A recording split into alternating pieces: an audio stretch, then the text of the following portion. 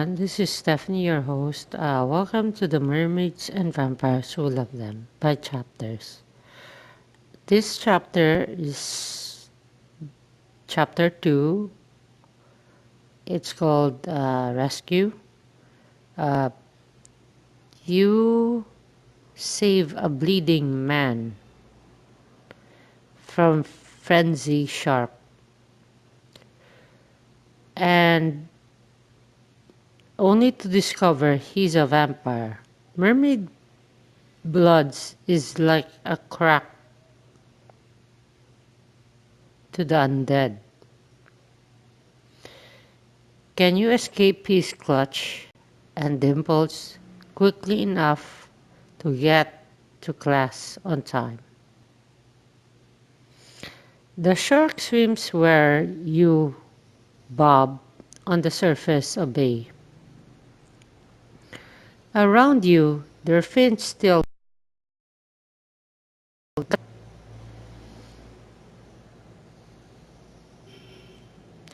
Hey, I'm new here. Nice to meet you all. The shark doesn't respond. Instead, they tighten their menacing circle. My shark must be rustier than I thought. Come on, guys. I mean you no harm. And I'm late for school. Move off.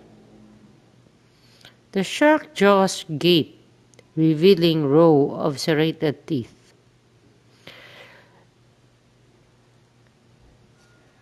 They smell terrible like bloody rotten death.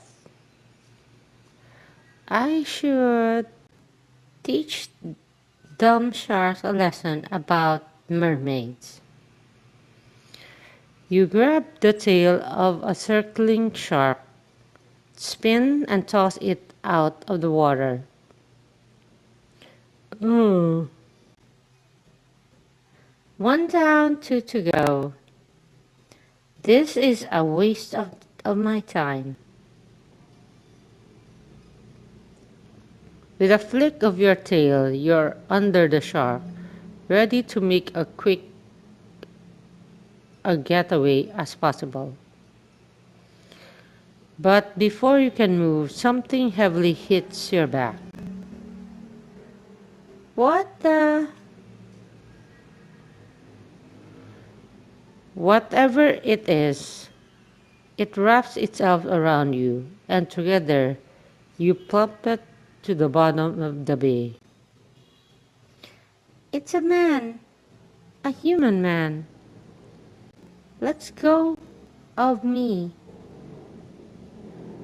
Just a few feet above you, the shark twists and swirled, churning the water, slapping their tails in a frenzy. The man's strong hold on you suddenly release and you're free. You swirl trying spot where your captor has gone. Bubble obscure the water and it suddenly smells different. Bloody! Through the maze of crimson bubbles, something bumps against your arm. It's the man's hand. Please, let it be attached to his body. Bless Venus it is. Then you check his arm, his legs. Oh no! He's missing a lower half of one leg, inky maroon colored. Blood flows from the wound. This is not any fun at all. You have two problems, frenzy shark and a bleeding man. I'd better deal with the beast. There's no calming this shark down now that they have the taste of blood. You whip around, still holding onto the human with one arm, and yank the tail of the shark closest to you. With a heave, you threw it up and out of the water, if, if probably and up a half-mile away. You clutched the human tightly and turbo swim for the surface. The remaining shark follows, moving to divvy up the wounded man. You're not just getting it, are you? Even one-handed, you have no trouble grabbing each shark and its dart in and hurling it away. Come talk to me when you have 8 arms and suckers, then 'til be a fair fight.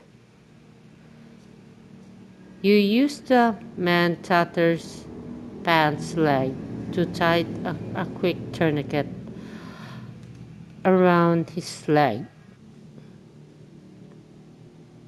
As fast as you can, you turbo swim for shore. You launch yourself onto the sand, landing on your backside. The human is dripping wet, ice cold and limp. Now you've on dry land, the unpleasant shape changes sensation begins.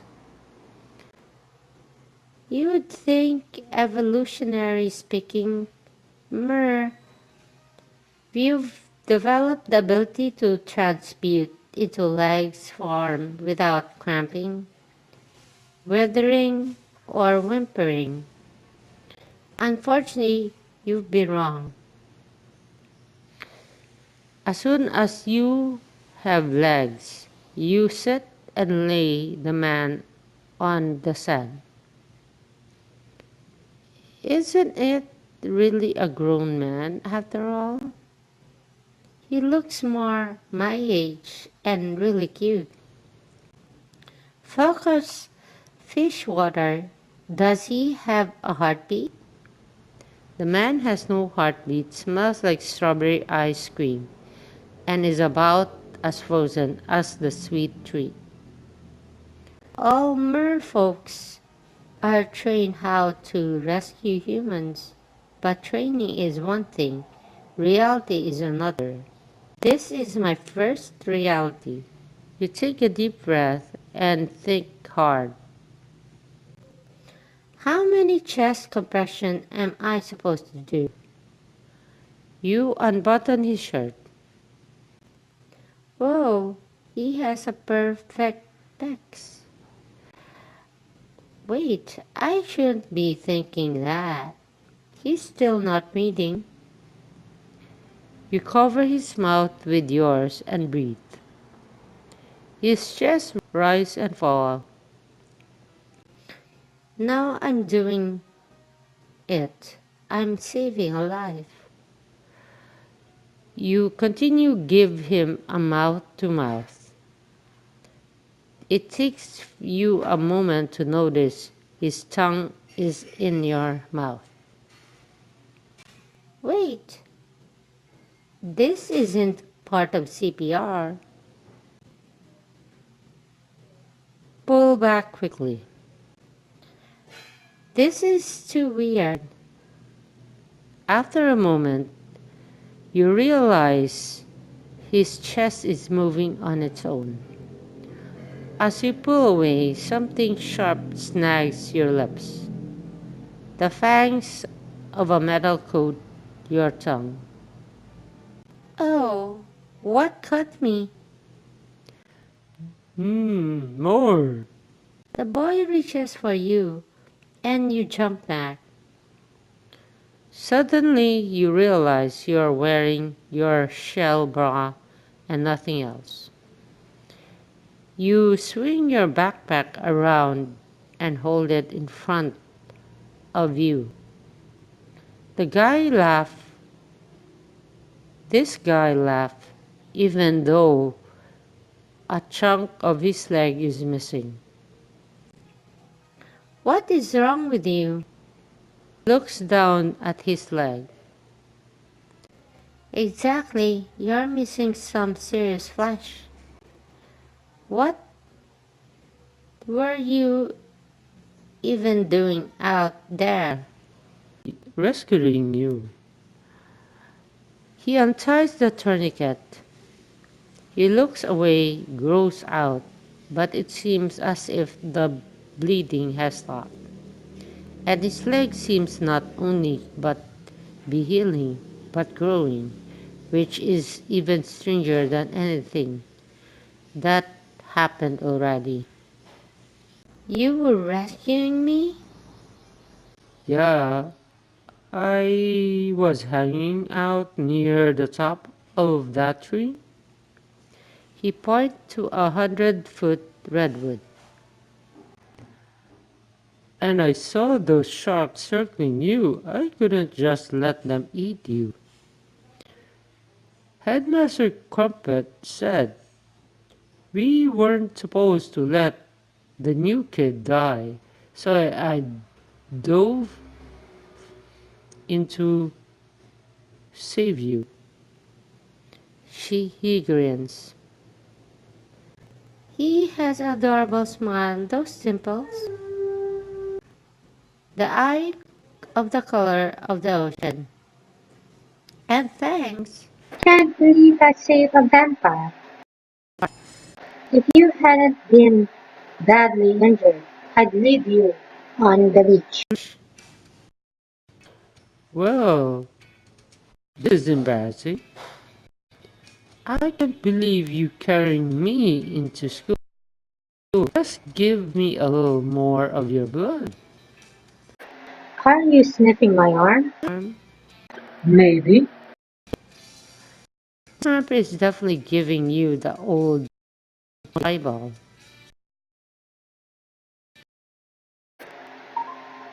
I say no can do vampire.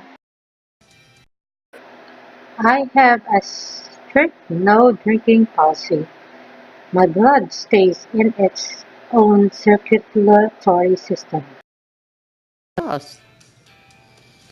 He bats his eyes at you, but effect is lost as you try not to gag, thinking the cloud of his bloody blood in the water.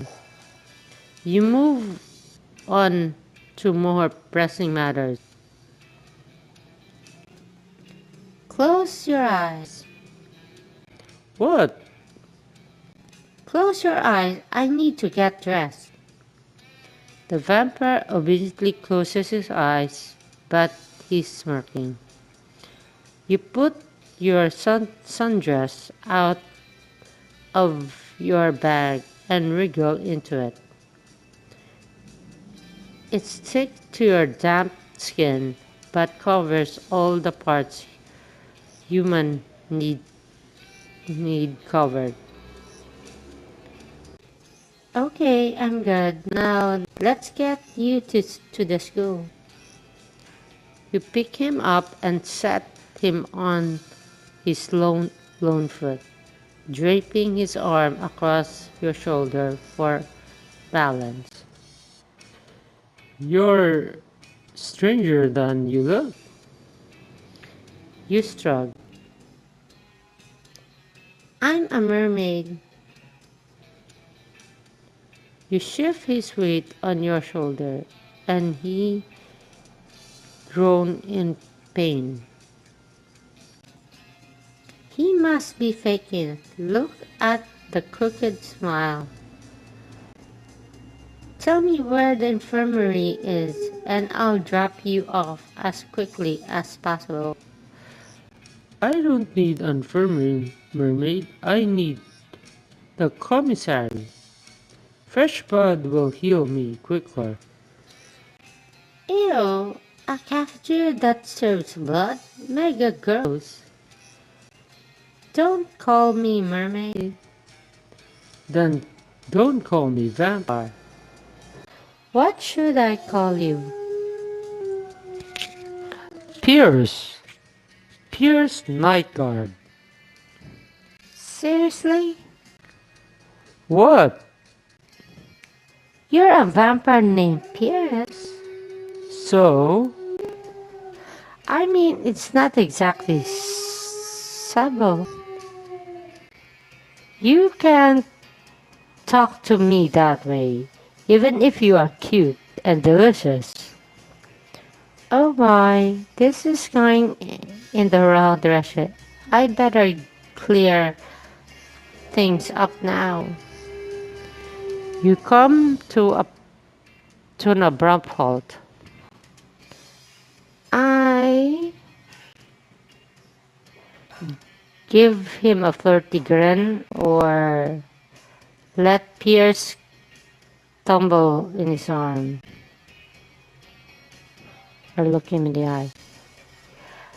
If we're gonna get along, let's clear this up now. I'm not your snack, and I don't want to hear about it. It's gross. It's demeaning, and it's totally unfair when I'm trying to help you. Got it? Because I can go on ahead and send the school nurse to you instead. Pierce blinked in a surprise. Got it. I'm sorry. I was out of line. He gives you that crooked smile. Clearly, I need to work on my self control around you. His dimples are so deep, he could hold a good sized petal in each one. President Pierce is handsome. Why do you say that? I mean, your blood tastes like. He clicks his lips. Like what? A drug? A vampire drug? No? Why would you say something so horrible? No, you taste like the first rain on a crackling desert landscape. A vampire poet. Well, thank you. That makes me feel better. He straightens, balancing perfectly, and pulls his shirt back over his chest. Race you to the school. It's no fun racing the leg impaired. Come on, loser. Has to grant the winner a wish. I'm only 1/8 fairy. I'm not authorized to grant wishes. Anyone who can grant a wish, Jezebel. You got it, vampire. You take off before you finish the sentence. I do feel guilty for not at least giving him the invalid a head start. My name is Pierce. You glance back on your shoulder and he launches into the air. You can fly? I can't believe that this jerk. I carried him, and the whole time he could have flown himself to class.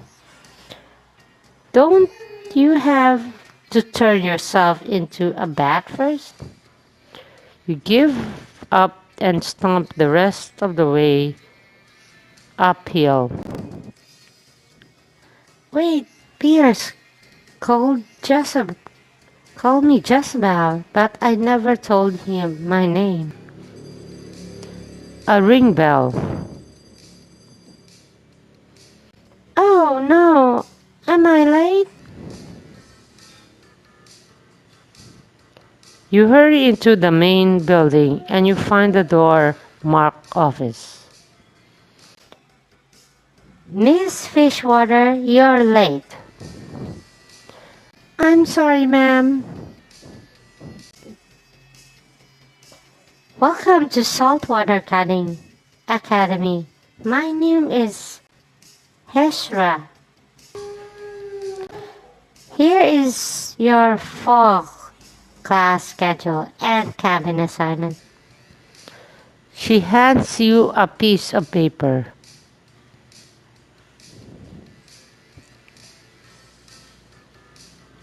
You two exception, one of which is extremely unfortunate. Your class are nothing like what you had at Pacifica.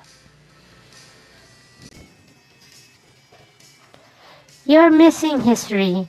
I'm afraid has already begun. You're going to have to get there, there on your own. Get where?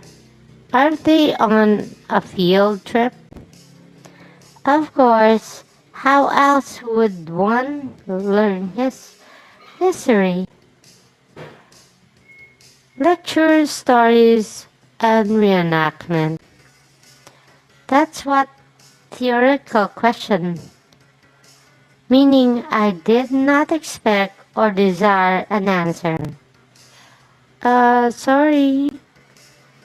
Hurry along. Last door on the right. Okay. You you back away from the stern vampire. Be sure I never eat the student. Miss Fishwater Headmaster's order.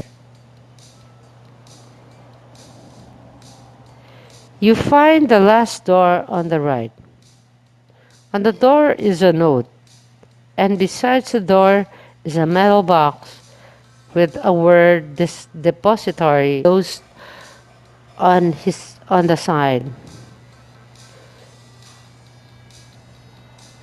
History of supernatural beings. Before entering, please deposit the current century in the bin provided.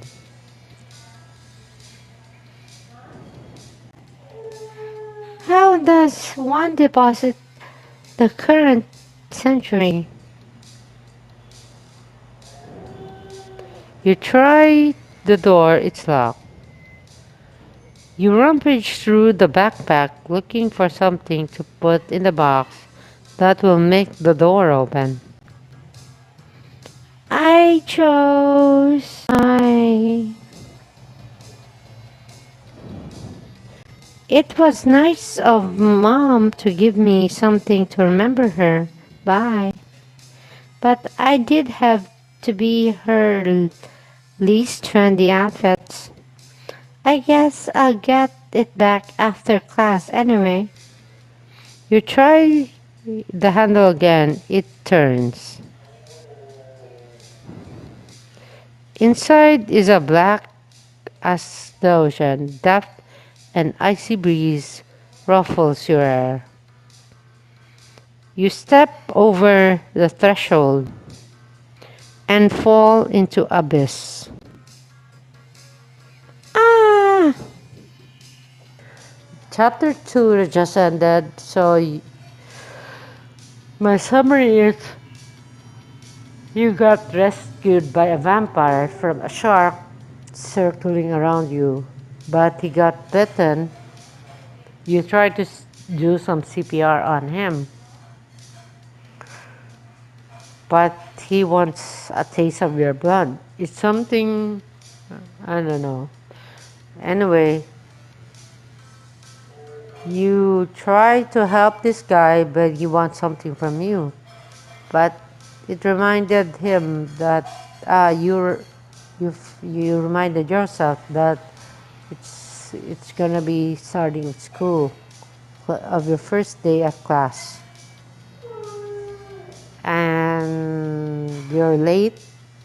And now, when you entered by depositing your mom's ugly bra, the shell bra, and the room is total blank, like zero. Well, I would say that since it's a school for supernatural, mermaids and vampire, so anything could happen. Maybe I'm just guessing in the next chapter. Is it a class or is it an actual scene from a part of history? Thank you for watching my video. Please like, make comments, and subscribe for the next chapter. Thank you and have a good day.